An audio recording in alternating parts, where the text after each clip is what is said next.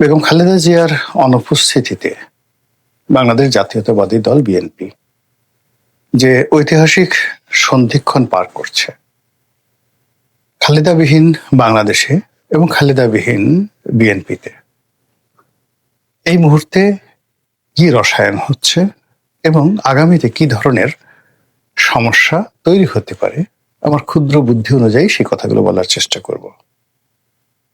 আপনারা সবাই জানেন যে এই মুহূর্তে বাংলাদেশে বিএনপির কোনো বিকল্প নেই।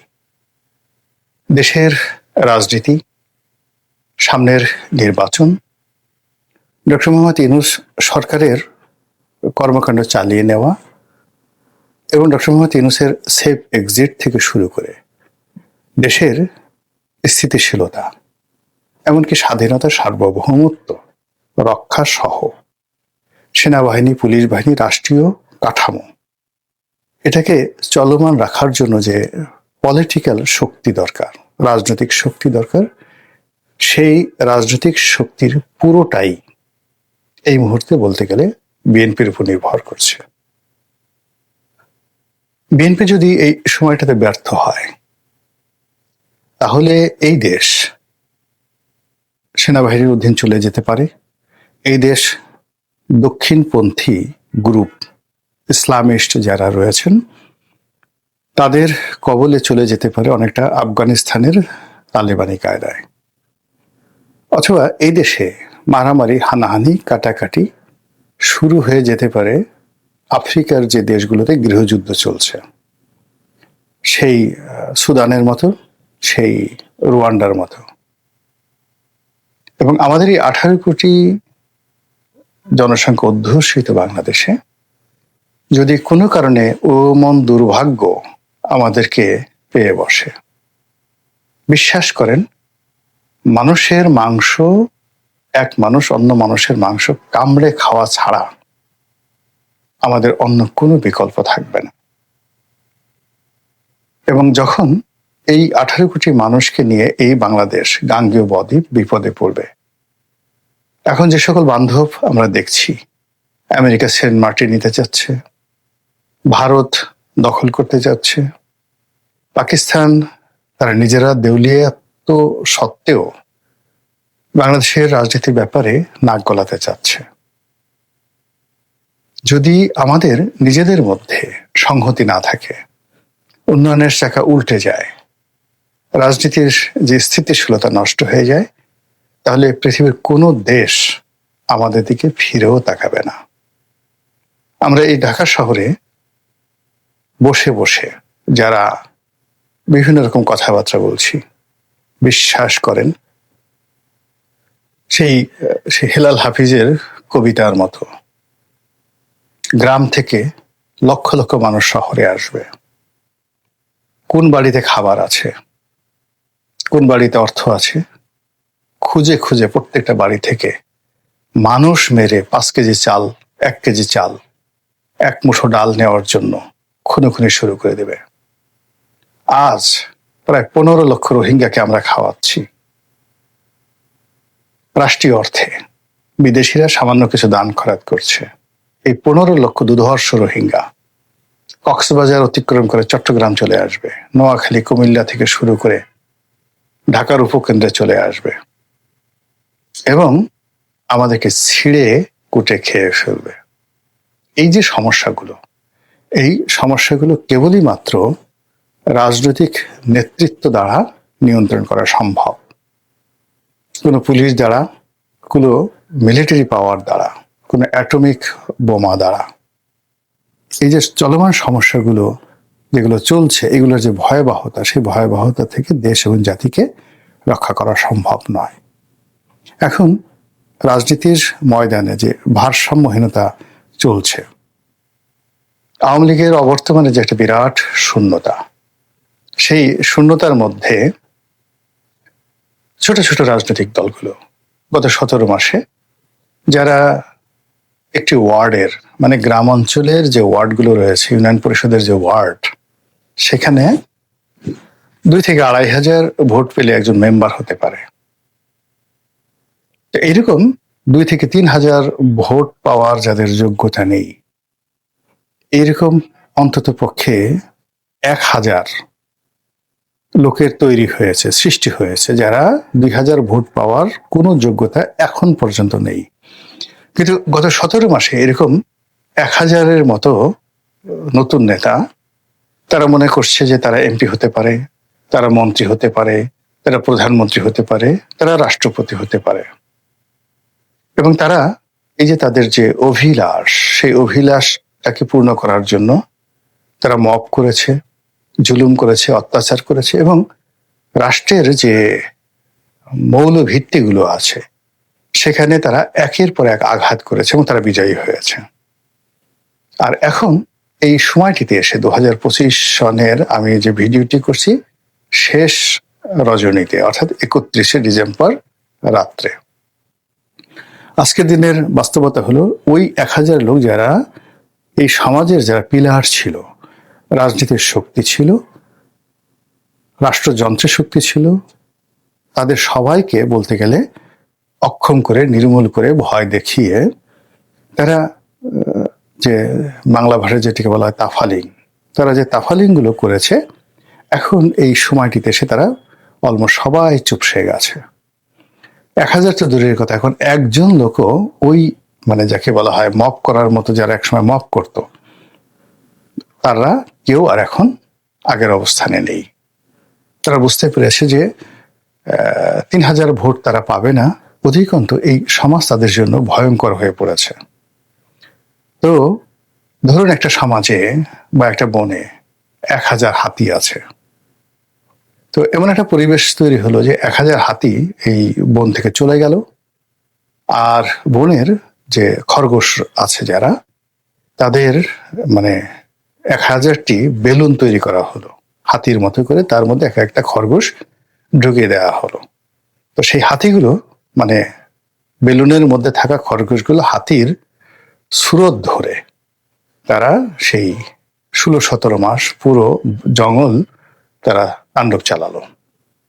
এবং বনের অন্যান্য যারা প্রাণী রয়েছে, সেটা সজারু, হরিণ, শিয়াল ইত্যাদি যে প্রাণীগুলো আছে, তারা ওই হাতিকে মানে হাতির যে বেলুন কাঠামো, সেই কাঠামোর মধ্যে মূলত খরগোশ, তাদেরকে হাতি মনে করে তারা ভয়ে থর থর থর থর করে কাঁপলো। এরপর একটা সময় সব বেলুনগুলো ফুটো হয়ে গেল, খরগোশগুলো পাতার আড়ালে লুকিয়ে গেল। তখন বনের মধ্যে যে ভারসাম্যহীনতা তৈরি হবে, আমাদের এই সমাজে এখন ঠিক সেই রকম ভারসাম্যহীনতা শুরু হয়ে গেছে। এখন সরকারের কোনো সেক্রেটারি, জেলার কোনো DC, SP, OC, chairman, member, সংসদ সদস্য, পৌরসভার মেয়র, মন্ত্রী, মানে এই যে পদ পদবী ধারী যে লোকজন, তাদের অস্তিত্ব নেই। আর আগামীতে তারা এই পদ পদবীতে এসে রাতারাতি কোনো কিছু করবে, সেই ব্যাকবোনটি অর্ধেকটা নষ্ট হয়ে গেছিল সেই শেখ হাসিনার জমানাতে, তার নিজের দলের মধ্যে আর অন্য দলের মধ্যে জাস্ট 50% আপনার ব্যাকবোন নষ্ট হয়ে গেছে। জুলাই আগস্ট বিপ্লবের পরে আওয়ামী লীগের যে লোকজন, যাদের মানে অতিরিক্ত লোভ, কামনা, বাসনা ইত্যাদি কারণে যাদের 50% ব্যাকবোন নষ্ট হয়ে গিয়েছিল, তারা সব পালিয়ে গেছে। আর আওয়ামী বিরোধী শক্তিদের যে 50% ব্যাকবোন ছিল আওয়ামী লীগ জমানাতে, তাও এই গত 17 মাসের মবের কারণে মানে ওই যে মানে হাতিরূপী খরগোশদের যে দাপটে দেখা গেল যাদের আরো 30% সেই ব্যাকবোনের যে শক্তি, সেই শক্তি নষ্ট হয়ে গেছে। এটা কিভাবে? দুটো উদাহরণ দিলে বুঝতে পারবেন। আপনি সেই মুক্তিযোদ্ধা ফজলুর রহমান, ওনার সেই 17 মাস আগের একটা ভিডিও দেখেন, চেহারা দেখেন, কথাবার্তা শুনেন, আর এখন ওনার বক্তব্য শুনেন, আপনি বুঝতে পারবেন যে আওয়ামী লীগ জমানাতে যদি তার 50% ব্যাকবোন থেকে থাকে, এখন তার আসলে 25% ব্যাকবোন আছে কিনা। তিনি ভয় পাচ্ছেন, দ্বিধা, সংকোচ, মানে কেমন যেন হয়ে গেছেন। আপনি যান রুহুল কবির রিজভির দিকে, আপনি যান মির্জা ফখরুল সাহেবের দিকে, তারপরে অন্যান্য যে সকল বিএনপির যারা নেতৃবৃন্দ রয়েছেন মির্জা আব্বাসের দিকে তাকান, দেখবেন যে আওয়ামী লীগ জমানাতে তাদের যে কণ্ঠস্বর ছিল, কথাবার্তা ছিল, দাপট ছিল, সেটা এখন আর নেই এই 17 মাসের অবস্থার কারণে।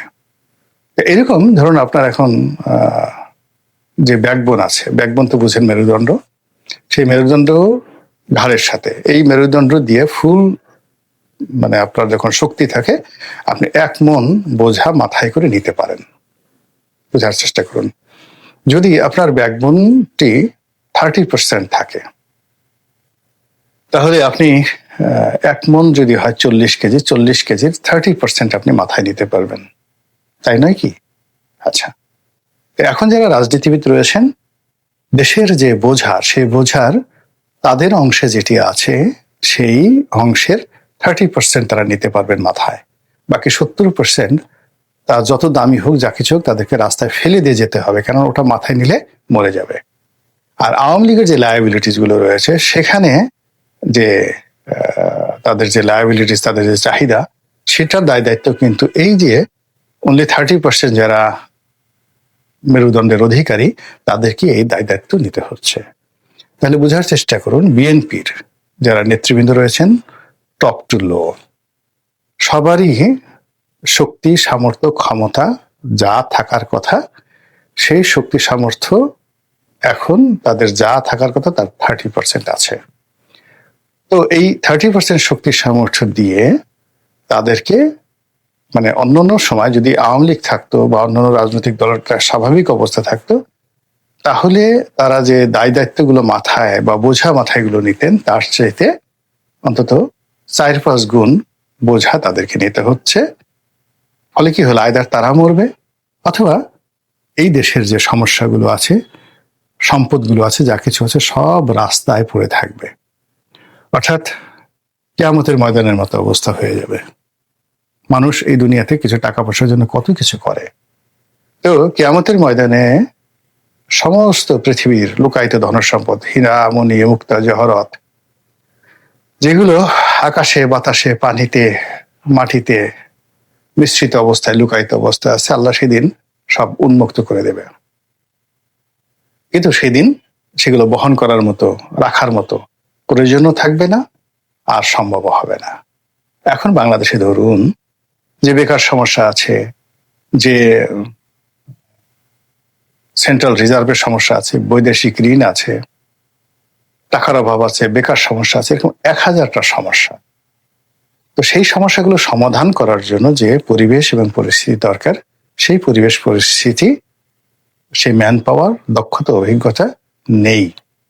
এমনকি এখন যারা সরকার চালাচ্ছে ডক্টর মোহাম্মদ ইউনূসের নেতৃত্বে, তাদের টিল নাও, এখন পর্যন্ত তাদের ব্যক্তিগত জীবনে যে সফলতা আছে, জ্ঞান, বুদ্ধি, প্রজ্ঞা যা কিছু আছে, এর 10 ভাগের 1 ভাগ মানে শক্তি, সামর্থ্য, জ্ঞান, গরিমা, বুদ্ধি, প্রজ্ঞা, আপনি বলেন তো বিএনপি এবং জামাতের কোন লোকটার আছে? আপনি একজন CS আবরারের কথা চিন্তা করেন, একজন ফজল কবিরের কথা চিন্তা করেন, ডক্টর মোহাম্মদ ইউনূসের কথা চিন্তা করেন। আপনার কি ডক্টর মোহাম্মদ ইউনূসের চাইতে তারেক রহমান সাহেব বা ডক্টর শফিকুর রহমান সাহেব খুব বেশি যোগ্যতা পাবো আপনার কাছে মনে হয় যে তারা পারবেন? কেন পারবেন বলেন তো?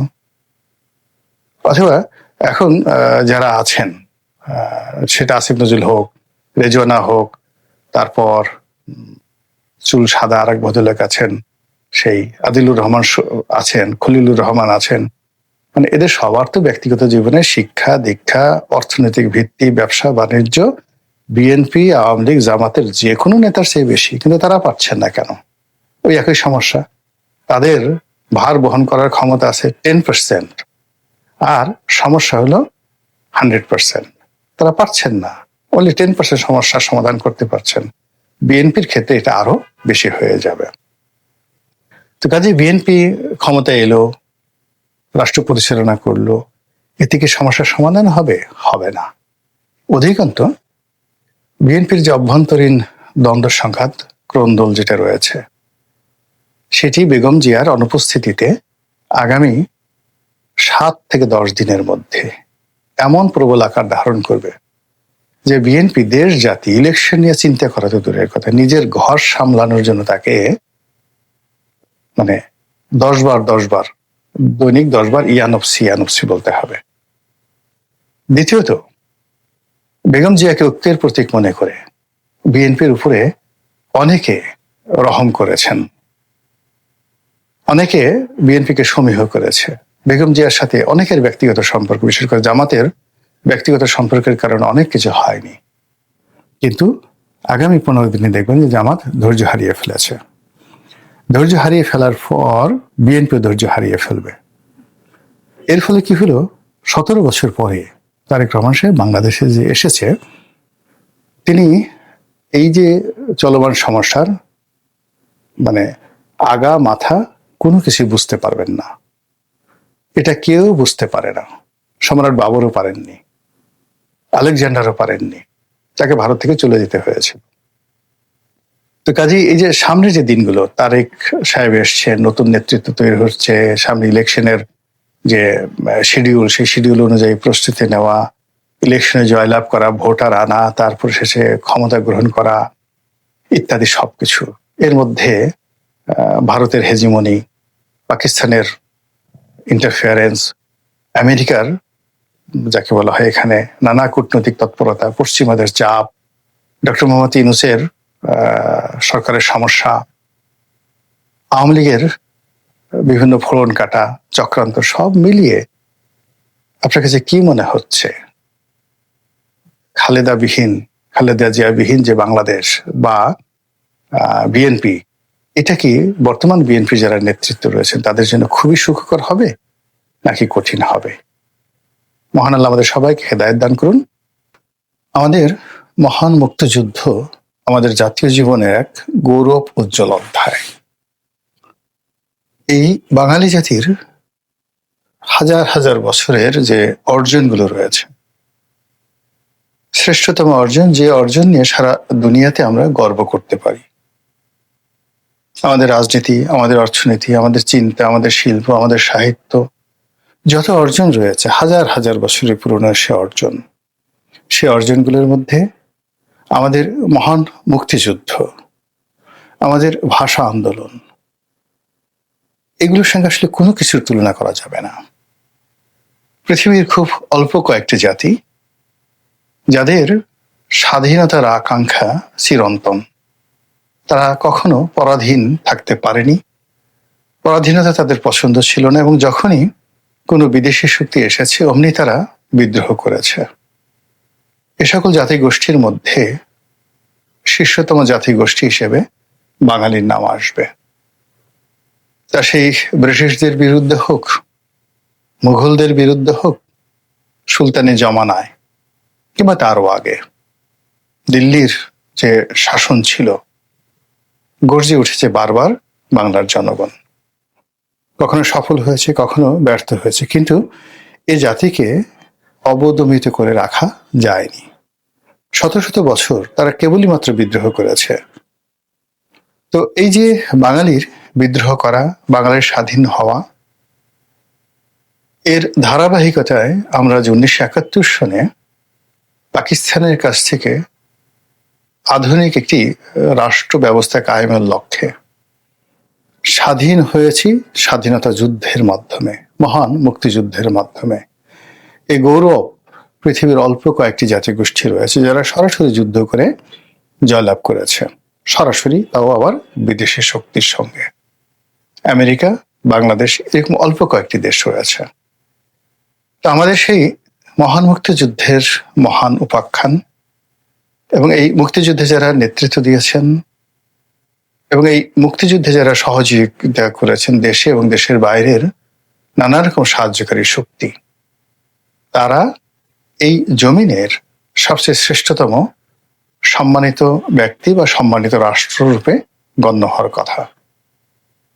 কিন্তু আমাদের সমাজের কিছু মানুষের ধড়িবাজি, কিছু মানুষের বেনিয়াগিরি, কিছু মানুষের দুর্বৃত্তপনা, জ্ঞানের অভাব এবং ওভার অ্যাক্টিং ইত্যাদি নানা রকম কারণে মুক্তিযুদ্ধের যে গৌরব উজ্জ্বল ভূমিকা, মুক্তিযুদ্ধের যে গৌরবময় গাথা, কীর্তিগাথা, কিংবা আমাদের মুক্তিযুদ্ধের যে সকল সম্পদ, সহায়, ইতিহাস, ঐতিহ্য, কিংবা আমাদের বীর মুক্তিযোদ্ধাদের সেই যে চিত্রপট, তাদের বীরত্বের কাহিনী, এগুলো আমরা ধারণ করতে পারিনি।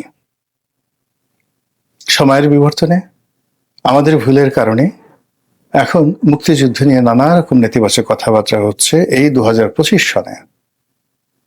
আর মুক্তিযোদ্ধাদেরকে অনেকে গালিগালাজ করার চেষ্টা করছে। আর মহান মুক্তিযুদ্ধের সময় যে নামগুলো অভিশাপে পরিণত হয়েছিল, রাজাকার, আলবদর আর শামস, এই শব্দগুলো অভিশাপের উপলক্ষে পরিণত হয়েছিল। সেগুলো আমাদের কর্মের কারণে, আমাদের আমজনতার কর্মের কারণে, রাজনৈতিক দলের ধড়িবাজির কারণে এইগুলো এই 2024-25 সনে এসে এই ন্যারেটিভগুলো উল্টে ফেলানোর চেষ্টা করা হচ্ছে।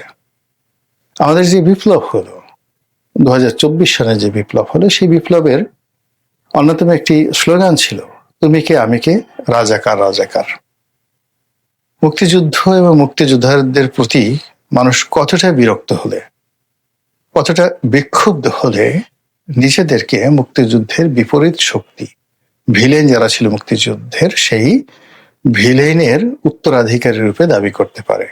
এই ঘটনায় কিন্তু এই জুলাই আগস্ট বিপ্লবে ঘটেছিল। তো এই সকল ঘটনা কেন ঘটলো আপনি যদি বিচার করেন, আপনি যদি বিশ্লেষণ করেন, তাহলে দেখতে পাবেন যে সেই 1972 সন থেকে মুক্তিযুদ্ধের ইতিহাস বিকৃত করা হয়েছে। যে যে কাজ করেননি তাকে সেই কাজের কৃতিত্ব দেয়া হয়েছে। যার কৃতিত্ব পাওয়ার কথা ছিল, সম্মান এবং মর্যাদার অধিকারী যিনি হবেন, তাকে লাঞ্ছিত করা হয়েছে।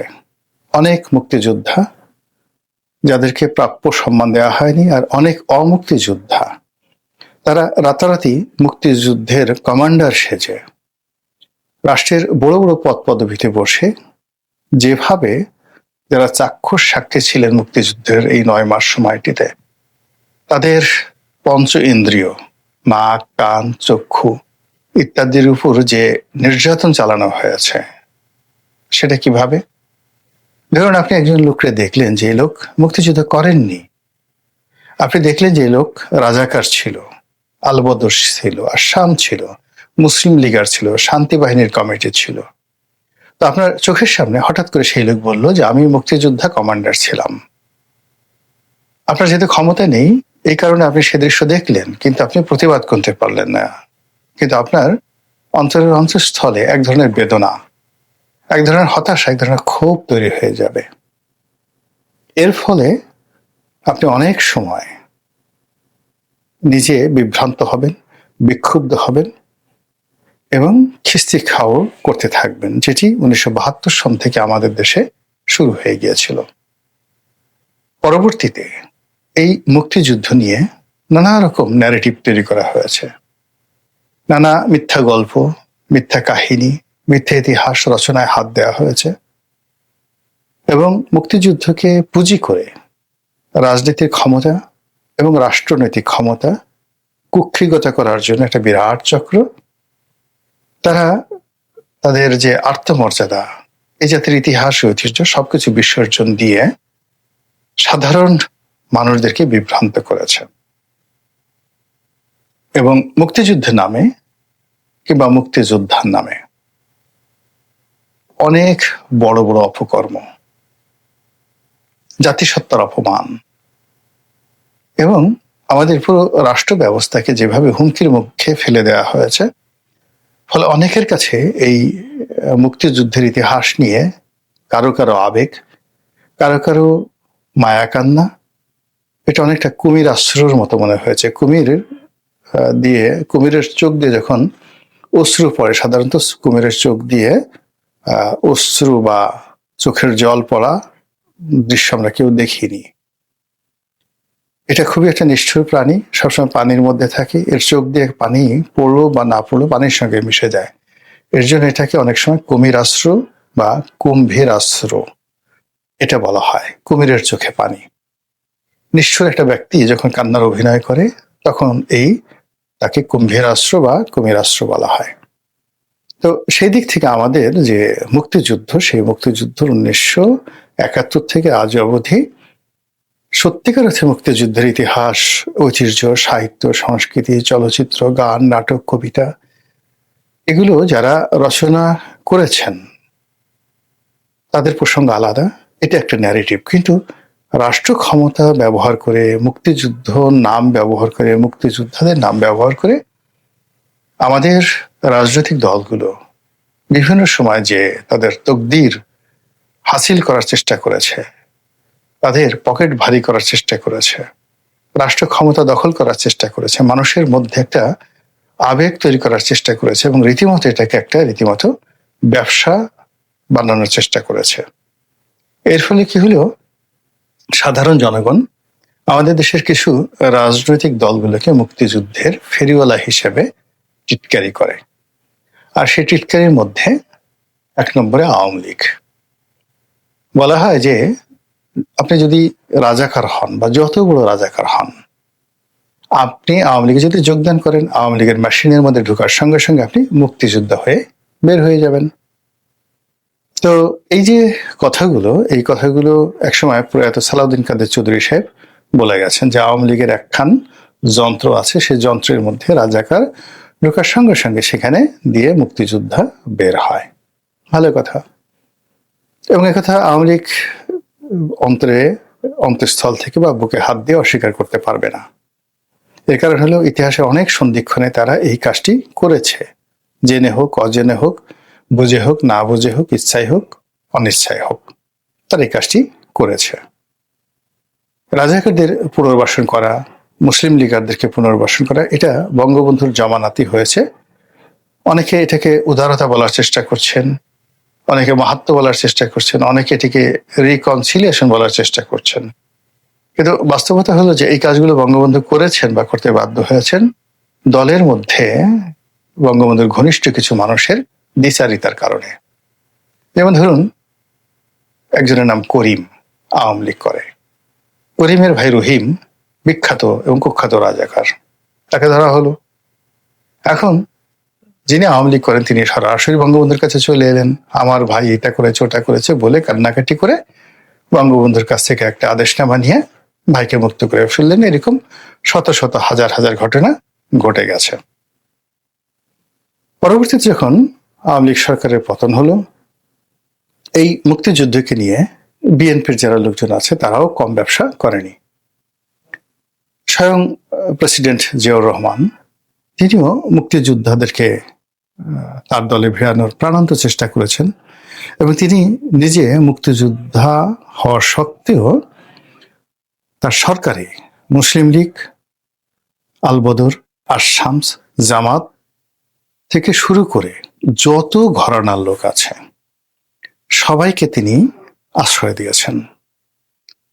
তো তিনি যতদিন জীবিত ছিলেন ততদিন এটি নিয়ে কোনো সমস্যা ছিল না। কিন্তু তার শহীদ হওয়ার পরে এই দল রাজপথে যখন ছিল তখন এই দলের মধ্যে মুক্তিযোদ্ধা ভার্সেস রাজাকার একটা, যাকে বলা হয় অবারিত মেলামেশার সুযোগ না হয়ে বরং এটা রেষারেষি শুরু হয়েছে। যে সকল মানুষ মুক্তিযুদ্ধ করেছে, যারা করেনি, যারা আওয়ামী লীগ থেকে এসেছে অথবা যারা মুসলিম লীগ থেকে এসেছে, যারা জামাত থেকে এসেছে কিন্তু বিএনপি করে, এটা নিয়ে দলের মধ্যে যে লড়াই সংগ্রাম, সেই লড়াই সংগ্রামের ক্ষেত্রে যারা মুক্তিযোদ্ধা তারা নিজেদেরকে মহত্তম ব্যক্তি প্রমাণ করার জন্য এই মুক্তিযুদ্ধকে নিয়ে অনেকগুলো ন্যারেটিভ বিএনপি তৈরি করে ফেলেছে এবং সেই ন্যারেটিভ বিএনপির পক্ষে আনার জন্য তারা মুক্তিযুদ্ধের যে মূল ইতিহাস, সেই মূল ইতিহাসের শিকড় ধরে টান দিয়েছে। জিয়াউর রহমান সাহেবকে মুক্তিযোদ্ধাদের নেতা বানানোর জন্য, মুক্তিযুদ্ধের ঘোষক বানানোর জন্য, কিংবা মুক্তিযুদ্ধের সময় তিনি নিজেকে প্রেসিডেন্ট হিসেবে ঘোষণা করেছিলেন, তিনি সর্বাধিনায়ক, এই ন্যারেটিভটি তৈরি করার জন্য বিএনপির মধ্যে যে সকল সত্যিকার মুক্তিযোদ্ধা আছে তারা মুক্তিযুদ্ধের নীতি, আদর্শ, ইতিহাস, ঐতিহ্য এবং নিজের বিবেক বুদ্ধির সঙ্গে মুনাফিকি করেছেন। অনেকে মুনাফিকি করে মুক্তিযুদ্ধের জন্য যে ন্যারেটিভটি তৈরি করেছেন, যেমন একটা ন্যারেটিভ আওয়ামী লীগ তৈরি করেছে। আওয়ামী লীগের ন্যারেটিভ অনুযায়ী মানে শেখ পরিবারের বাইরে কোনো মুক্তিযোদ্ধা থাকতে পারে না, শেখ পরিবারের সার্টিফিকেট ছাড়া কেউ মুক্তিযুদ্ধ হতে পারে না। একইভাবে বিএনপি যেটা প্রচার করার চেষ্টা করেছে যে জিয়াউর রহমানের বাইরে কোনো মুক্তিযোদ্ধা নেই আর জিয়াউর রহমানের উপরে কোনো মুক্তিযোদ্ধা নেই, এরকম একটা ন্যারেটিভ। ফলে কি হলো, এই দুই দলের জাতাকলে পড়ে মুক্তিযুদ্ধের যে প্রকৃত ইতিহাস, সেই ইতিহাস রচিত হয়নি। মুক্তিযুদ্ধের যে প্রকৃত সম্মান এবং মর্যাদা, সেটা সংরক্ষিত হয়নি। একজন অন্যজনকে তাদের রাজনৈতিক স্বার্থে মুক্তিযুদ্ধকে নিজেদের হাতিয়ার হিসেবে ব্যবহার করার মানসে তারা প্রতিপক্ষের চরিত্র হনন করেছে এবং মুক্তিযুদ্ধে তাদের যে কর্তৃত্ব এবং তাদের যে কৃতিত্ব, এই জিনিসটিকে অস্বীকার করে একটা অদ্ভুত ইতিহাস তৈরি করেছে যা বাস্তব থেকে অনেক অনেক দূরে, অনেক অনেক দূরে। এই বিতর্ক নিয়ে আমি এখানে কোনো কথা বলবো না। আমি শুধু এখানে বলছি যে রাজনীতির যে ধান্দাবাজি, রাজনীতির যে অসততা, অস্বচ্ছতা এবং সংকীর্ণ মন এবং মানসিকতা, এটি সবাই করে থাকে, বিভিন্ন সময় করে থাকে। বাংলাদেশে এটা হবে, কিন্তু আমাদের একটা জাতীয় ইতিহাস, জাতীয় ঐতিহ্য, মহান মুক্তিযুদ্ধ, সেটাকে এই সংকীর্ণতার মধ্যে রাজনীতির ধান্দাবাজি বা চালবাজির মধ্যে এটিকে আনা আমাদের জন্য একটা বিরাট ক্ষতির কারণ হয়ে দাঁড়িয়েছে। এটি হলো মূল কথা। এবার আসেন জামাত সম্পর্কে। জামাতকে সবসময় বিএনপি এবং আওয়ামী লীগ যখনই সুযোগ পেয়েছে তারা ব্যবহার করেছে। 1971 সনেও জামাতকে ব্যবহার করা হয়েছে, 72, 73, 74 বঙ্গবন্ধুর জমানাতে জামাতকে কিন্তু ব্যবহার করা হয়েছে। এখন সেই কথাগুলো যদি আমি বলতে যাই অনেকে হয়তো বেজার হবেন, কিন্তু বাস্তবতা হলো যে জামাতকে কিভাবে ব্যবহার করা হয়েছে এই কথা যদি বলতে যাই তাহলে ওআইসির মেম্বারশিপ বঙ্গবন্ধুর জমানাতে, পাকিস্তানের সঙ্গে কূটনৈতিক সম্পর্ক স্থাপনের চেষ্টা এবং জুলফিকার আলী ভুট্টোর বাংলাদেশ ভ্রমণ, এটাকে মূল্যায়ন করলে আপনি অনেক কিছু পেয়ে যাবেন। আবার জিয়াউর রহমান সাহেবও তার রাজনীতির যে শুরুটি সেটি জামাতের হাত ধরে তিনি করেছেন। ওই সময়টাতে মুসলিম লীগ এবং জামাত ছাড়া জিয়াউর রহমান সাহেবের কোনো বন্ধু ছিল না। ধীরে ধীরে তার অনেক বন্ধু হয়েছে, কিন্তু তার প্রাথমিক বন্ধু ছিল জামাত এবং মুসলিম লীগ। তো সেক্ষেত্রে জিয়াউর রহমান সাহেব জামাতকে ব্যবহার করেছেন, এরশাদও ব্যবহার করেছেন, 111-এর মঈনুদ্দিন ফখরুদ্দিন ব্যবহার করেছেন। তারা সবাই জামাতকে ব্যবহার করেছেন, তাদের অর্থ, তাদের বুদ্ধি, তাদের নেম ফেম সবকিছু ব্যবহার করেছেন। আর সময় মতো তুই রাজাকার, তুই আলবদর, তুই আর শামস, এই কথা বলে তাদেরকে কদর্যভাবে, উলঙ্গভাবে তাদেরকে ছুঁড়ে ফেলে দিয়েছেন অতীতের সবাই। যখন তাদের প্রয়োজন তখন জামাতের চেয়ে সৎ কোনো দল নেই, জামাতের চেয়ে ভালো কেউ নেই।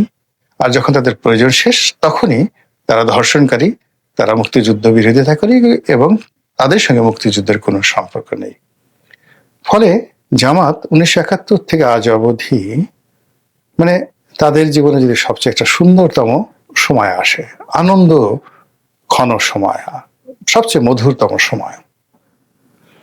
ধরুন একজন জামাত নেতার একটি সন্তান পৃথিবীতে ভূমিষ্ঠ হয়েছে, বা কোন একটা জামাত নেতা আজকে বিয়ে করতে যাচ্ছেন, ঠিক বাসর ঘরে যাবেন, এরকম একটা উত্তেজনাকর মুহূর্ত। ঠিক এইরকম, বা তিনি খাবার টেবিলে বসছেন, তার প্রিয়তম একজন বন্ধু বা বান্ধবীকে নিয়ে তিনি সবচেয়ে ভালো খাবার খাবেন, বসেছেন ছেলে মেয়ে পরিবার পরিজন সহকারে। ঠিক ওই সময়টাতে তাকে যদি আহত করতে হয় তাহলে তুই রাজাকার, তুই আলবদর, তুই আসাম, স্বাধীনতা বিরোধী, এই গালিটি যদি তার সামনে উচ্চারণ করা হয় বা তার সামনে লিখে মানে প্রদর্শন করা হয়, তার ঘুম হারাম হয়ে যাবে, জিনা হারাম হয়ে যাবে। তো এই কাজটি বাংলাদেশের সকল রাজনৈতিক দল, গোষ্ঠী, ব্যক্তি, শিল্পী, সাহিত্যিক, সংস্কৃতি, এমনকি রাস্তার যারা ঝাড়ুদার, তারা এই জামাতের বিরুদ্ধে এই জিনিসটি ব্যবহার করেছে। যেহেতু এবারের যে 24-এর গণ আন্দোলন, গণ অভ্যুত্থান, যে যাই বলুক না কেন, এটির মাস্টার মাইন্ড জামাত। এই পুরো জিনিসটি ঘটিয়েছে জামাত। এবং গত 17 মাসে যেভাবেই হোক না কেন সরকারের উপর, প্রশাসনের উপর, রাষ্ট্রের উপরে জামাতের যে একছত্র আধিপত্য এটি এখন পর্যন্ত, আজকের দিন পর্যন্ত বহাল আছে। এবং এই সময়টিতে জামাত মনে করছে যে তারা যে ম্যাটিকুলাস ডিজাইনে অভ্যস্ত হয়ে পড়েছে, যেভাবে হাসিনাকে তাড়ানো হয়েছে, যেভাবে একটা গণ অভ্যুত্থান সংগঠিত করা হয়েছে, গণ অভ্যুত্থানের 24 ঘন্টার মধ্যে যেভাবে প্রশাসনের সর্বস্তরে তারা বিজয় লাভ করেছে, যেভাবে ঢাকা বিশ্ববিদ্যালয়, জাহাঙ্গীরনগর বিশ্ববিদ্যালয়, রাজশাহী বিশ্ববিদ্যালয় ছাত্র সংঘতে তারা বিজয়ী হয়েছে। এবং এখানে তারা যে ডিজাইনগুলো করেছে সে তুলনায় জাতীয় নির্বাচনে বিজয়ী হওয়া, সরকার গঠন করা অনেক ছোট একটা বিষয়। এটা জামাত মনে করে এবং বিশ্বাস করে, এবং সেই অনুযায়ী জামাত চেষ্টা চালিয়ে যাচ্ছে। এবং জামাত যে চেষ্টা চালিয়ে যাচ্ছে সেটা জামাতে যারা প্রতিপক্ষ, বিএনপি, আওয়ামী লীগ, জাতীয় পার্টি, এখন পর্যন্ত আন্দাজই করতে পারছে না। This is reality. বিএনপি খুব খুশি তারেক রহমান সাহেব আসছে, 300 সিটি তারা পাবেন। তারপর আওয়ামী লীগ অনেক খুশি যে তারা বিদেশে বসে নরেন্দ্র মোদী দাদার হাত ধরে তারা এমন একটা সুন্দর সময় আছেন যে জামাতের বাপের সাধ্য নাই একটা সিট পাওয়ার। এরকম নানা রকম কল্পকাহিনী। কিন্তু জামাত যে কাজগুলো করছে আপনি সেটি বুঝতে পারবেন যে জামাত একেবারে রাজনৈতিক দলগুলোর যে অহংকার, যে হাতিয়ার, মূল হাতিয়ার মুক্তিযুদ্ধ, ওই জায়গাটাতে জামাত হাত দিয়েছে। প্রথমে মুক্তিযুদ্ধকে অপমান করেছে, পাকিস্তানের জমানাটাকে তারা বৈধ করেছে, পাকিস্তানকে বাংলাদেশের জন্য অপরিহার্য বন্ধু রাষ্ট্র হিসেবে তারা প্রমাণ করে ফেলেছে। ইসলাম এদেশে রাষ্ট্র ধর্ম হবে, এটা অনেক আগেই স্বীকৃত, এবং ইসলামের ভিত্তিতে একটা রাষ্ট্র পরিচালনা হবে। এখন তারা সেটা প্রচার করছে গত 17 মাস ধরে। এবং একটা খিলাফত হবে, এমিরেটস হবে, মেয়েরা হিজাব পরবে, তারপরে যাকে বলা হয় আর অনেক কিছু।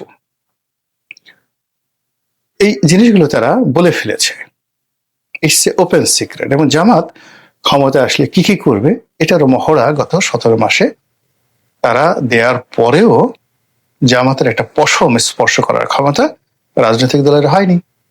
ইট মিনস জামাত সে তার যে আইডিওলজি, তার যে চিন্তা চেতনা, তার যে কর্ম, তার যে ম্যাটিকুলাস ডিজাইন টু মানে যাকে বলে উইন ইন দ্য ইলেকশন, এই ব্যাপারে তারা এখনো শতভাগ দৃঢ়তা রাখে। আমরা যে আমরা যে সকল প্রাক মূল্যায়ন করছি, জরিপ করছি, এটা আমাদের সান্ত্বনার জন্য, কিন্তু জামাতের কৌশলটা আমরা এখন পর্যন্ত আন্দাজ করতে পারছি না। সর্বশেষ তারা কর্নেল ওলি এর মতো এমিনেন্ট যাকে বলা হয় মুক্তিযোদ্ধা, মেজর আক্তারের মতো একজন মুক্তিযোদ্ধা, এরকম আরো অনেককে তাদের দলে ভিড়িয়ে ফেলেছে। এবং আপনারা দেখবেন যে এই নির্বাচনের তফসিল যদি পেছায় তাহলে বিএনপির অনেক নেতা যারা মনোনয়ন বঞ্চিত হয়েছেন কিংবা যারা স্বতন্ত্র দাঁড়িয়েছেন তারা অনেকে জামাতের প্রার্থী হবেন। এবং সেক্ষেত্রে এই যে মুক্তিযুদ্ধ নিয়ে যে ব্যবসা রাজনৈতিক দলগুলো করতেন সেখানে জামাতও ভাগ বসালো। এবং আগামীতে যদি জামাত দাবি করে বসে যে বিএনপির চাইতে, আওয়ামী লীগের চাইতে জামাতে মুক্তিযোদ্ধা অথবা মুক্তিযুদ্ধপন্থী পরিবারগুলোর সদস্যের সংখ্যা বেশি, তাহলে আমি অন্তত অবাক হব না। মহান আল্লাহ আমাদের সবাইকে হেদায়েত দান করুন এবং হেফাজত করুন। আসসালামু আলাইকুম ওয়া রাহমাতুল্লাহি ওয়া বারাকাতুহু।